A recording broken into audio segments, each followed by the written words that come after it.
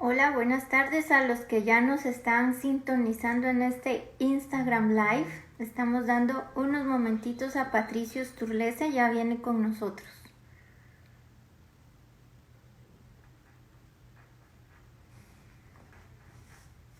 En unos minutos se nos une Patricio Sturlese desde Argentina. Vamos a darle unos minutitos que venga y se una a nosotros.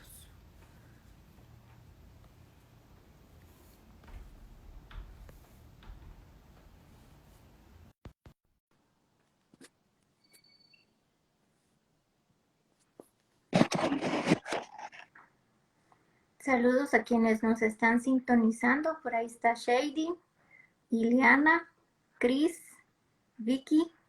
Bienvenidos.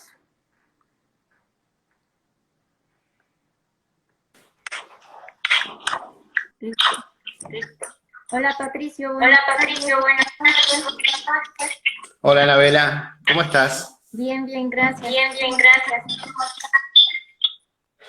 Bien, acá en Buenos Aires ya son las 8 de la noche.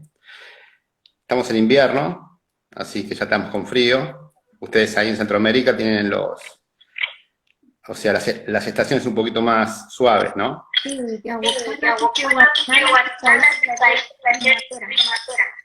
Claro, exactamente. Así Así que bueno, muy contento de estar con todos los lectores de Artemis y bueno, para pasar un ratito comunicados, ¿no? En esta cuarentena que nos tiene a todos bastante dentro de casa. Bienvenido Patricio. Artemis está tratando de tener espacio, así que vamos a hacer todo lo posible por menos un rato cuarentena. Bien, ¿me escuchás bien? Sí, te escucho, pero poco. Sí. ¿Vos tenés auriculares? Sí, tengo. Probá con auriculares, porque te escucho con eco.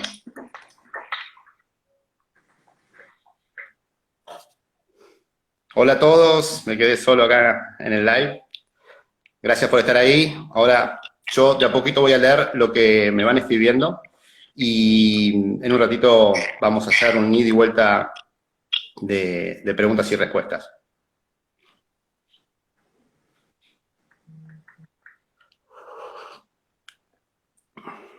Hola Vicky, hola Gabriela, hola Moni, ¿cómo estás? Hola Lu, hola Chris, Jessica, hola Blue, Nora. Bueno, son un montón. Lore, ¿cómo estás?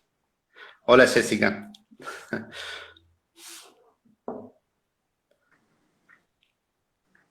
Bueno, muchas gracias por estar ahí, a los lectores en Guatemala. Bueno, saludos desde Honduras, lindo país.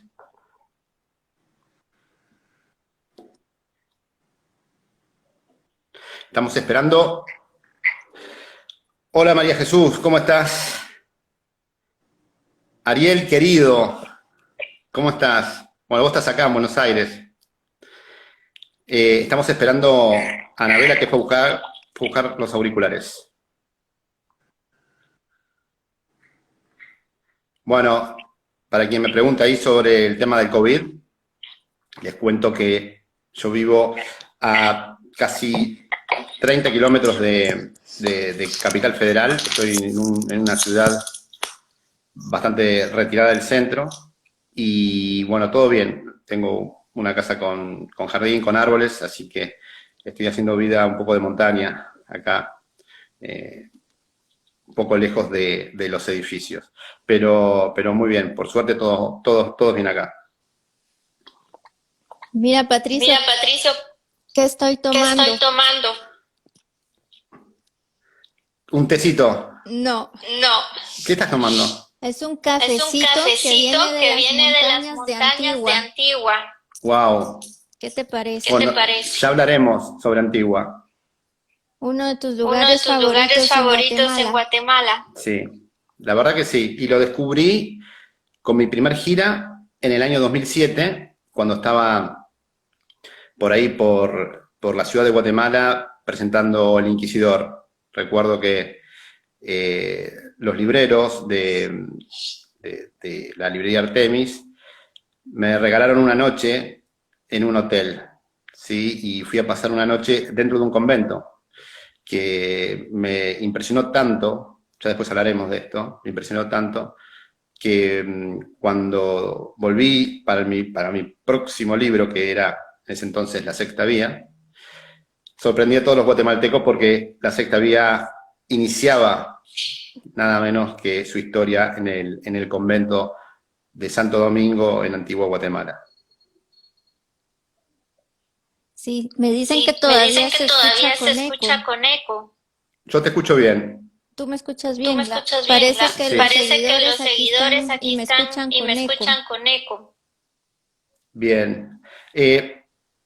Anabela, fíjate por favor los comentarios, después vamos viendo Sí, quienes Sí. preguntan y yo voy respondiendo, porque se me va a hacer difícil hablar con vos al tiempo que van apareciendo sí, no te todos los Sí, no, escritos. no te preocupes. Por aquí Por hay un aquí hay un comentario comentario sobre el último libro, El Jardín de los Ciervos. Ciervos.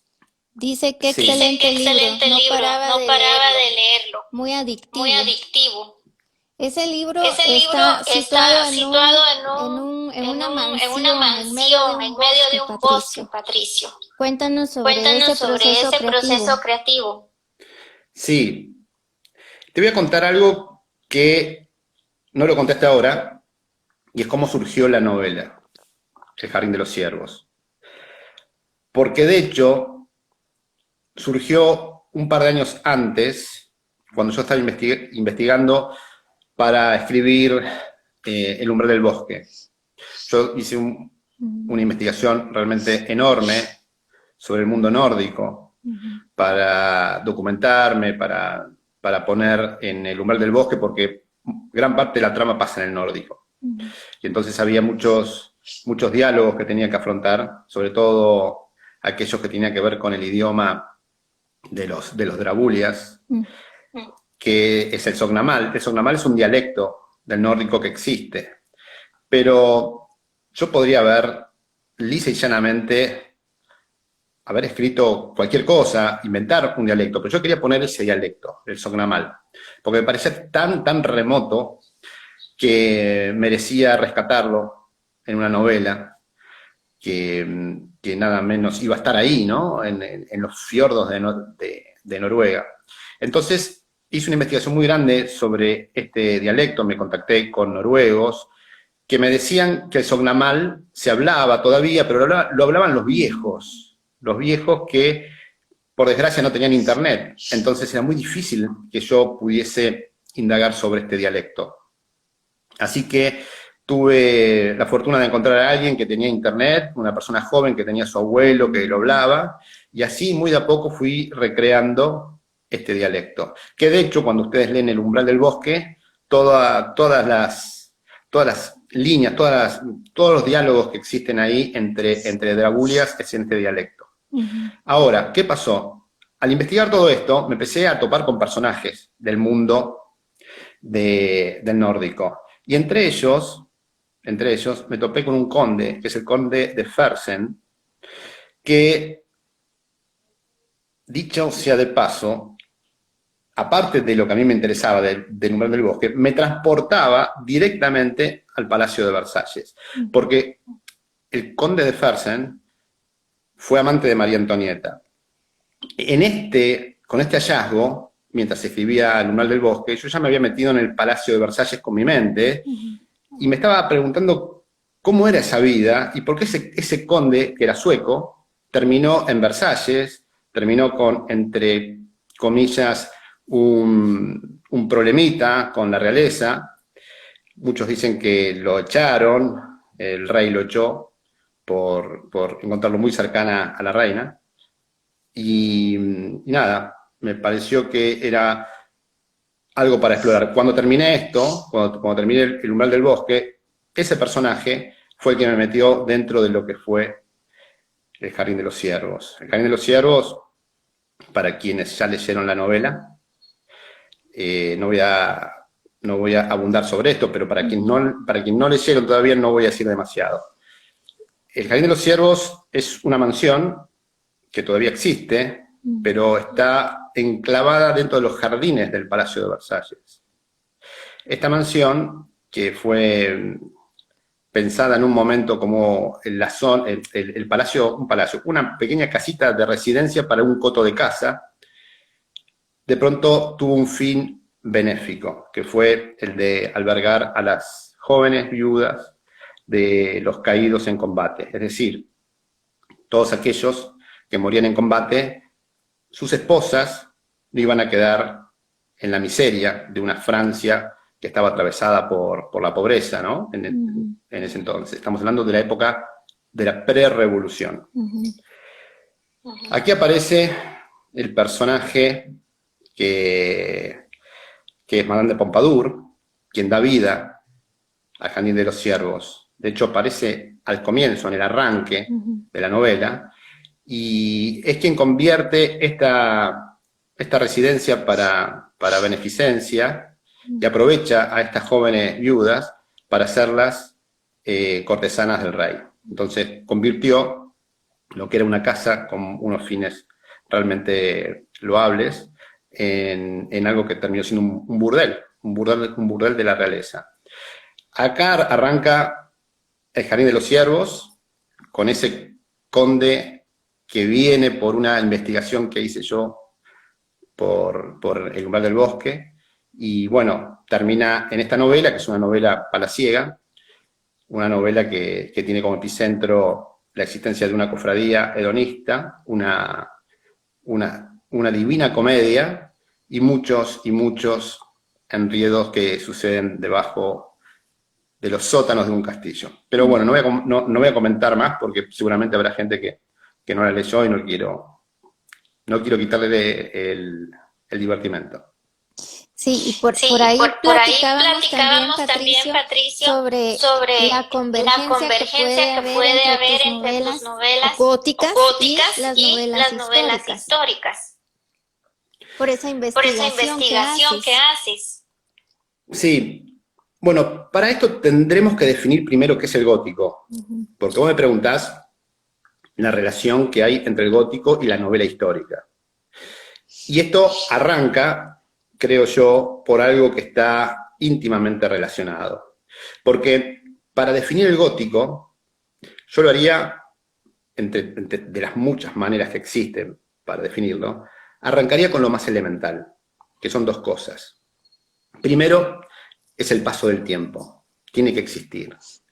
Tiene que existir en la novela siempre esa presencia que es el paso del tiempo. Y no me refiero tanto al paso del tiempo de los personajes cronológicamente en el escrito. Me refiero a la profundidad del tiempo puesta siempre como un balcón para mirar, para entender todo lo que pasó allá en los anales de la historia antes de nuestra mirada del mundo. La profundidad del tiempo, el paso del tiempo, y lo otro es, que esto es también esencial, es el terror. Tiene que existir el terror. No hay novela gótica sin terror. Dos cosas, entonces. Estamos hablando de terror gótico, no cualquier tipo de terror. Ya acá empezamos a definir las categorías del miedo. Pero para resumir, digo, el miedo gótico es aquel que nos asalta cuando estamos delante de algo que no podemos explicar. Y el otro, el miedo más mundano, es aquel que nos da cuando, todo lo contrario, sabemos perfectamente qué es lo que nos da miedo. Es decir, siempre pongo el mismo ejemplo. Un miedo es aquel que ocurre cuando pasamos por la puerta del cementerio a medianoche caminando y entre la niebla escuchamos un ruido que viene de dentro del cementerio. Ese es el miedo gótico, porque no lo podemos explicar, pero nos da miedo. El otro miedo es el que nos da cuando recibimos la factura de la luz, por ejemplo, ¿no? Que la tenemos que pagar. Ese es el otro miedo, lo pongo así para que sea bien visible. Nosotros tenemos que tener el paso del tiempo y el terror. Y después aparece lo siguiente, que es otro de los aspectos esenciales también, pero ya viene desprendidos de los anteriores. Por ejemplo, la nostalgia. La nostalgia tiene que estar atada siempre a lo gótico. Y por eso es preciso que pase el tiempo, porque uno es nostálgico de las cosas que pasaron antes. Entonces, aquello que está atrás nos empieza a marcar, como si fuese ya un canon, todo lo que va a venir dentro de un escenario gótico. Cuando hablo de la nostalgia, también tienen que empezar a aparecer ciertos signos. Ciertos signos que la novela gótica los tiene. O sea, podemos hablar de un castillo. Ya la aparición de un castillo significa el paso del tiempo, significa todo lo que hablamos hasta ahora está hecho o cristalizado en una estructura. Podemos hablar también, quizá, de un monasterio, de un cementerio, o como hace Carlos Ruiz Zafón, escritor de La sombra del viento, a quien, bueno, nos dio la triste noticia hace poquito de su partida a mejor vida, que él hizo gótico, pero no hablaba de castillos, hablaba de bibliotecas viejas, y no lo hizo en el año 1300, en el año 1600, lo hizo en una España post-franquista. No había vampiros, pero era gótico. Entonces hay muchas cosas que el gótico puede entregar, ¿no? Y son estas cosas, pero no puede faltar lo elemental. El paso del tiempo, la nostalgia, la aparición de una visión de una estructura antigua, y todo el tiempo, aunque de forma velada, tiene que estar presente la muerte, siempre. Así que bueno, ¿y por qué esto se tiene que relacionar con la historia? Porque el gótico respira historia. No hay paso del tiempo si no hay historia. Entonces, que una novela gótica sea una novela histórica, hasta podría parecer trivial, porque es la esencia del gótico, el paso del tiempo.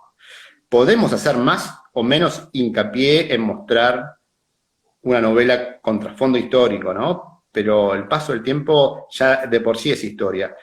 En mi caso me gusta muchísimo el marco histórico, más que nada el ropaje, las costumbres, las formas que existían en esas culturas que ya no existen. Imagínate, Anabela, que estamos hablando de quizás novelas como El Inquisidor, uno puede tener capítulos enteros, ¿sí? bastante virulentos, donde se describe la quema de personas en una pira. Eso ya no existe, pero existió, y quizá, en mi caso, ¿no? Cuando estuve en Roma, delante del monumento que existe ahí a Giordano Bruno, me di cuenta de que eso es parte de la historia. Entonces la novela gótica, sin quererlo, es una novela histórica. Claro que sí. Claro que sí. Y hablábamos también, Patricio, sobre el inicio de ese libro de la Sexta Vía. La continuación, por así decirlo, del Inquisidor. Cuando escribiste El Inquisidor, ¿pensaste que ibas a escribir la secuela? Bueno, te cuento que cuando escribí El Inquisidor no tenía muy definido hacia dónde iba. No sabía siquiera que ese libro iba a dar vueltas por muchísimos países y que se iba a traducir a muchas lenguas. Ni lo sospechaba. Pero sí sabía que iba a ser una historia larga. Eso lo tenían claro. De tal forma fue que cuando yo cerré El Inquisidor, tal y cual como se lo conoce, yo ya estaba muy avanzado con la historia. El Inquisidor, en general, es una historia de 1000 páginas, que cuenta con el Inquisidor y la Sexta Vía. Evidentemente, por un tema editorial, no podía salir con mi primera obra con 1000 páginas. Ningún editor que que apreciara su trabajo, me iba a editar una obra de 1000 páginas, siendo yo un completo desconocido. Entonces, salimos por una novela, ¿sí?, de 450 páginas, que es El Inquisidor, y después, 2 años más tarde, La Sexta Vía.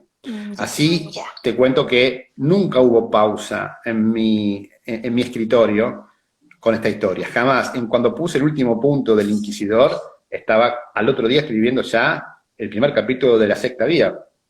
Por eso digo 2 cosas. Primero, que fue una novela larga, porque es una novela que me demoró 6 años en total, entre las 2.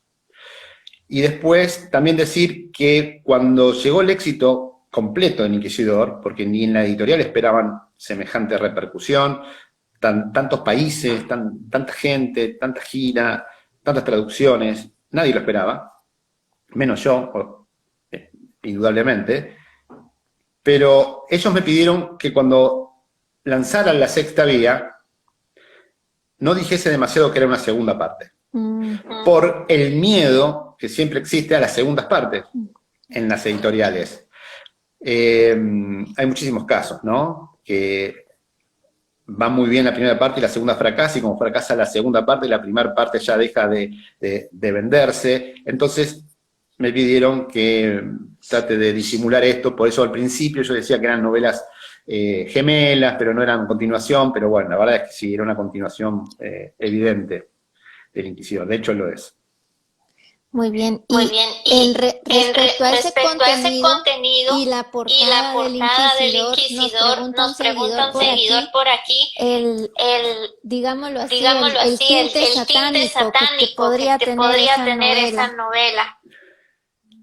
Bien, ¿cuál? ¿El Inquisidor o La Sexta Vía? El Inquisidor, dice. Sí, claro. Sí, es que hay mucho de satánico en el Inquisidor, como lo quieras ver, porque el Inquisidor va a luchar con el mal. Y Angelo de Grasso no es que creía que era un inquisidor que estaba para arreglar problemas seculares.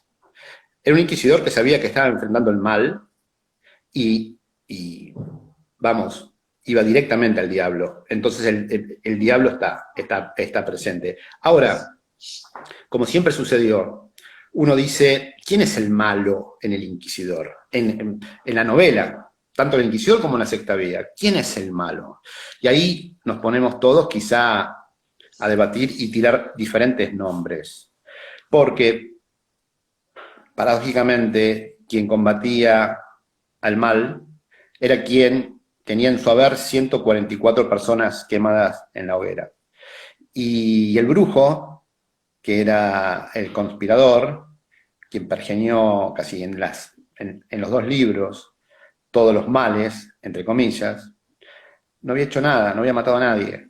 Entonces, ahí empezamos a ver todo lo subjetivo que está detrás del bien y del mal, y también yo quise salirme desde el comienzo, de ser el autor de una novela maniquea, ¿no? Una novela donde los blancos y los negros están bien definidos y están los buenos y los malos. Acá nadie sabe quién es, en definitiva, el bueno y el malo. Acá uno puede simpatizar con algún personaje o no, pero nadie es demasiado bueno todo el tiempo. Porque Angelo de Grasso, de hecho, arranca el libro en una sala de tormentos, ¿no? Entonces, a ver, los editores en España en su momento me dijeron lo siguiente: Patricio, si tu personaje en las últimas 10 páginas no salva su reputación, este libro no sale a la venta, ¿sí? Es decir, porque ellos sabían que el Inquisidor aparece embarrado totalmente en la historia, porque alguien que quema, que tortura, que interroga, hoy en día sería tomado como un monstruo. De hecho, ahí vamos al tema de la historia. ¿Qué eran los inquisidores del Renacimiento? Y bueno, gentes que iban por la calle y que generalmente eran bien vistas, ¿sí? Y hoy no lo serían. Entonces, esta es la distorsión que crea el tiempo y también tenemos la visión nuestra desde este momento hacia los hechos que pasaron hace 500 años. Así que bueno, entonces, lo satanista, lo satánico, lo diabólico, está presente siempre, siempre en las novelas. Y creo que también en las otras, en El umbral del bosque, las presencias de los dragúlidas, quizá estas personas que venían desde la muerte a querer tener injerencias sobre los vivos tal y cual como los conocemos nosotros. Se les podría Se les llamar podría este llamar tipo de este tipo de personajes personajes antihéroes. antihéroes. Sí, quizá los personajes o los héroes de mis libros muchas veces son antihéroes. Ujú. Y es decir, se les muestra, se les ve la hilacha a veces.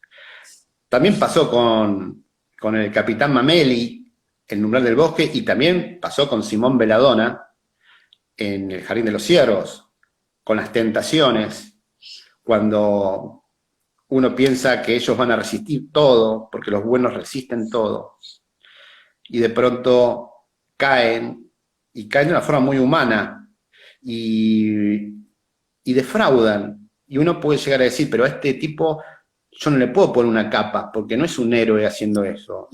Bueno, ahí empezamos a tener un poco de lo que es la vida real, ¿no? La gente que pasa su vida y por momentos no pasa buenos momentos, y nada, es así. Creo que así se construyen los personajes, por lo menos los de mis libros.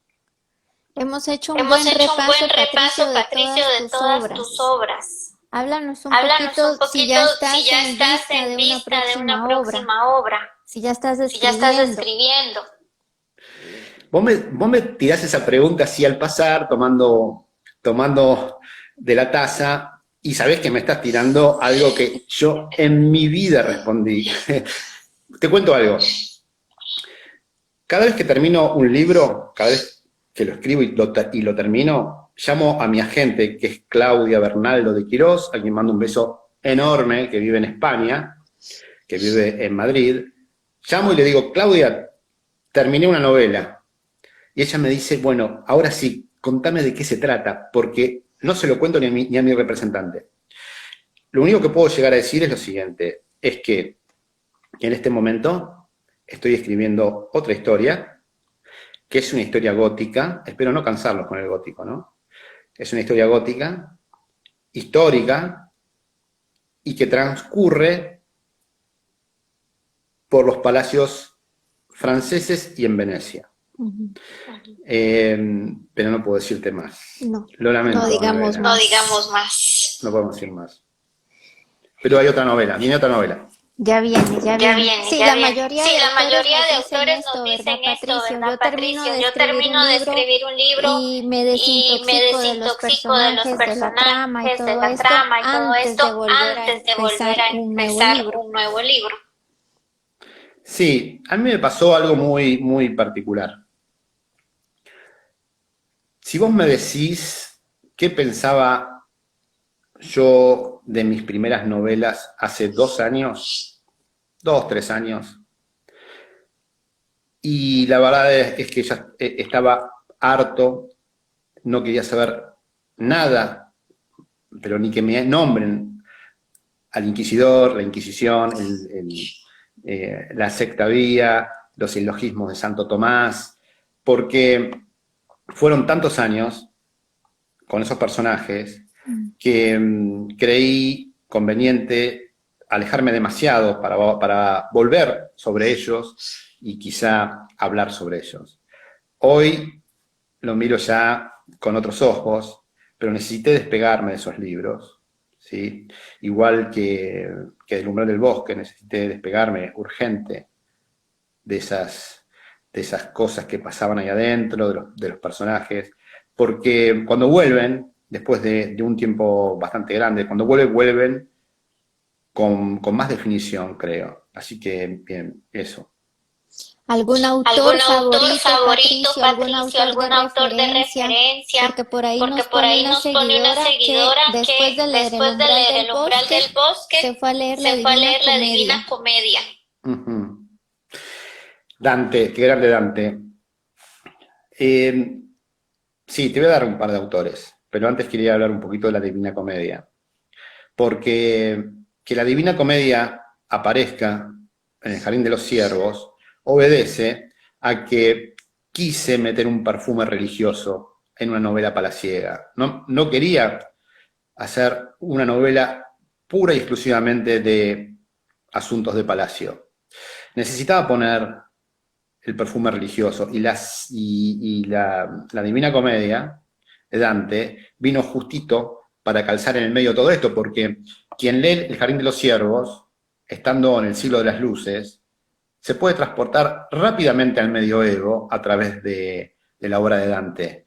Y más aún, con todo este estereotipo, este dibujo del infierno, de los anillos, de los subsuelos, de todas las similitudes que hay entre Belladonna y Dante, que llegan en el arranque de la obra a un bosque oscuro. Dante llega en la comedia y Belladonna llega en el Jardín de los Ciervos, y los dos entran a un lugar incierto que podríamos llamar el limbo, para después descender a los infiernos.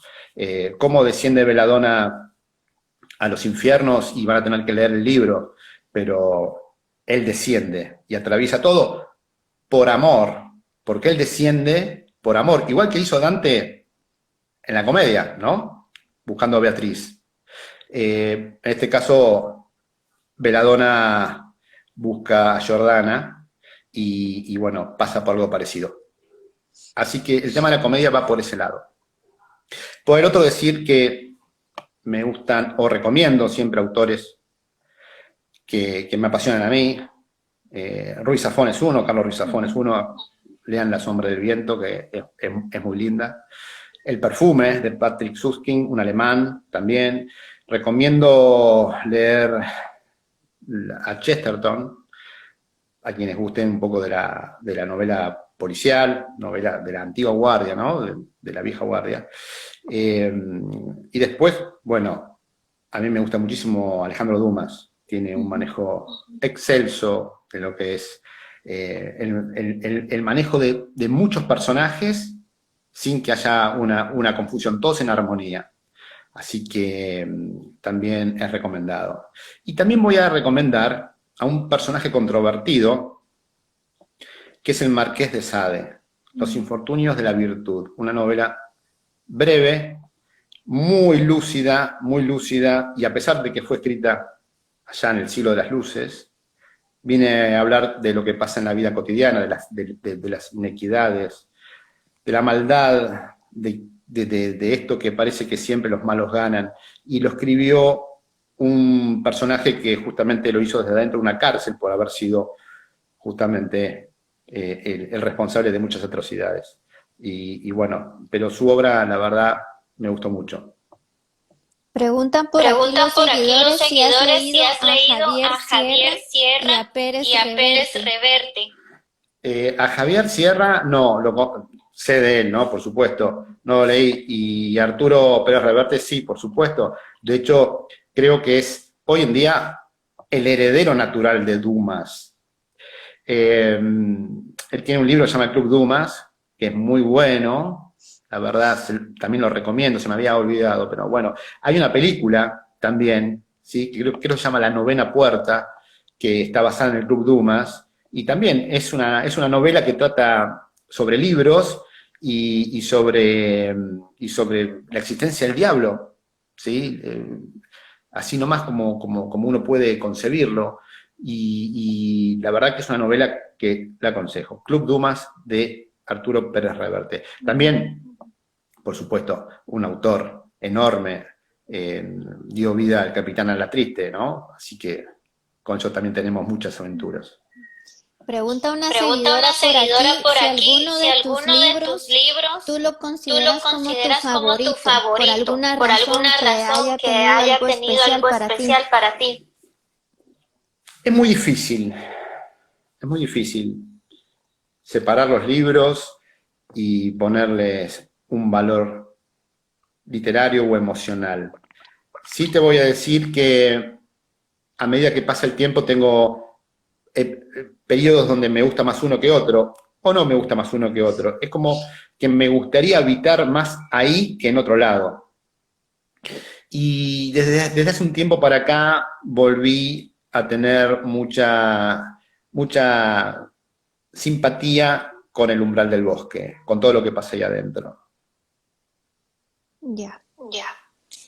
¿Algún plan de retomar las giras, Patricio, después de que termino todo esto?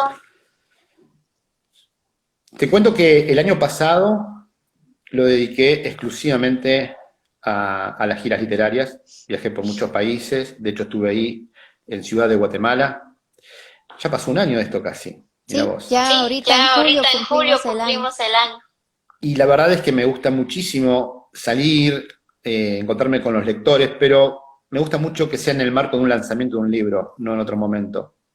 Y de hecho hacía 7 años que no salía, porque me habían invitado, pero yo quería salir con un libro, no quería salir sin nada. Y ahora justamente con esto de la pandemia, por suerte pude terminar la gira bien.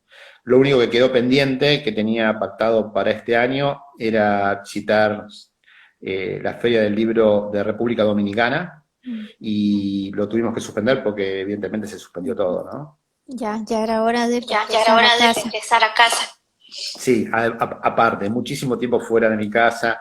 Llega un momento donde quiero estar acá, quiero paz y nada. Y en mi vida es muy tranquila. Y esto de ir de aeropuerto en aeropuerto, hotel en hotel, a veces es bastante pesado. Logramos, te cuento, Patricio, 52 seguidores conectados. Bueno, avisarle a todos quienes están ahora escuchando que cualquier consulta, si yo ahora no estoy leyendo qué es lo que están escribiendo, ni quiénes se conectan, o sea, solamente te veo a vos, Anabela, pero avisarles que cualquier consulta me pueden escribir a mi perfil en Instagram, ¿sí? Después, si querés, podés ponerlo, donde yo, la verdad, respondo a todos quienes me mandan preguntas. Ahí además subo novedades, algunas cosas que me gustan y comparto con los lectores. Gracias, Patricio. Lo vamos a hacer a través de la cuenta de Artemis. Perfecto. Solo hay una última pregunta por aquí. Dice, ¿en qué otro periodo histórico te gustaría ubicar tu próxima novela? Yo intenté muchas veces 2 cosas. Primero, intenté muchas veces adelantarme, venir más para acá en el tiempo. De hecho, todos mis libros van de a poquito viniendo hacia la modernidad. Y creo que más allá de lo que me guste a mí, tengo que hacer un balance con lo que realmente puedo hacer, o lo que me apasiona. Una vez, luego de leer a Stieg Larsson, este escritor sueco, que tuvo una trilogía muy exitosa, un escritor de novela negra, de la nueva novela negra, me quedó la duda si yo podía encarar algún otro género. Después de un tiempo de haber leído la trilogía, no me quedó otra chance que experimentarlo. Y empecé a escribir una novela contemporánea. Duró una semana el experimento porque en la primera escena donde yo tuve que encontrarme con un celular y un aeropuerto, me encontré como que se perdía toda la magia. Entonces me di cuenta que estaba acorralado. Creo que lo mío va un poco más por los candelabros, por los carruajes, por las capas, por los bosques, por las lunas, los jardines nocturnos. Yo creo que ahí es donde tengo que estar. Y a pesar de que yo me ponga metas, incluso muy duras, para cambiar, para ir a otro lado, para experimentar nuevas cosas, creo que el gótico tiene muchísimas cosas por experimentar todavía, muchísimos matices. Cuando alguien dijo, ya está todo escrito, todo está escrito, vino un libro para romper esa premisa, y así pasa siempre. Así que bueno, yo lo más seguro es que mi próxima novela sea una novela de época, y vamos a encontrar todo esto que dije recién. Vamos a encontrar los candelabros, las alcobas, los balcones, quienes los trepan, quienes bajan, pistolas, bueno, todas estas cosas que siempre es una constante en mis libros. Pues sí, dicen por ahí, gracias por tus comentarios. Tus 4 libros dicen que son lo mejor. Les encanta tu estilo. Siempre es bueno verte, escucharte. Te agradecen porque han aprendido mucho y han ampliado su vocabulario a través de tus libros. Nos ven desde Panamá, Guatemala, Bolivia. Bueno, un saludo grande a todos por ahí. La verdad es que el cariño que me expresa siempre el lector cuando salgo es una de las mejores cosas que me quedan de esto, que es vivir de la escritura. No me importa demasiado viajar para estar adentro de un hotel, para, no sé, participar de ciertas cosas que uno puede llegar a decir, qué bueno es estar ahí. Lo que me conmueve muchísimo es ver a los lectores. Y de hecho, cuando tengo la posibilidad, y a medida que va la gira, me dicen, Patricio, puedes ir a esta otra ciudad, es un pueblito que queda muy lejos, no hay aviones, hay que ir en camioneta. Yo voy a todos lados, porque siempre que llego encuentro a alguien que me espera, y la verdad eso me conmueve. Así que bueno, a todos los lectores que están ahí, mil gracias siempre por el cariño, mucho afecto que también me hacen llegar a través de las redes sociales, mensajes, así que gracias. Mis gracias son para ellos. Gracias a ti, Patricio, por este momentito. Gracias a todos los que se conectaron por abrirnos las puertas de sus hogares a través de este Instagram Live. Todas las obras de Patricio Turlese están disponibles a la venta en Artemis por medio de los 3 canales: WhatsApp, redes sociales y la tienda Express de Artemis en zona 10. Bien, antes de terminar quisiera dejar un saludo especial, aquí en vivo, y es a mi gran amigo Jesús Chico. Jesús es una persona que podría ser mi padre, tranquilamente, pero más allá de la diferencia generacional, es un amigo entrañable que conocí en el año 2007, con el cual tengo muchísimas coincidencias y muchísimas vivencias que nos acerca siempre a vernos, a estar felices, a compartir lo mejor. Así que bueno, le mando un beso, un abrazo enorme a Jesús y a su familia. En nombre de Artemis, Patricio, también te damos las gracias por este tiempito, por haberte conectado desde Argentina, que ya sabemos que por allá ya van a dar las 9 de la noche. Sí, bueno, los saludo porque me tengo que ir a preparar la cena. Beso para todos. Anabela, a todos por ahí, un beso grande y nos vemos pronto. Gracias, Patricio. Buenas noches. Buenas noches. Gracias a todos por haberse conectado. Como les decía, todas las obras de Patricio Turlese están disponibles en Artemis Libros por medio de los 3 canales. Los canales serían WhatsApp, redes sociales y la tienda de Artemis Express ubicada en zona 10. Por ahí se pueden comunicar con nosotros y estamos a la orden. Gracias por este tiempo, gracias por haberse conectado, gracias por su confianza. Feliz lectura a todos, nos vemos.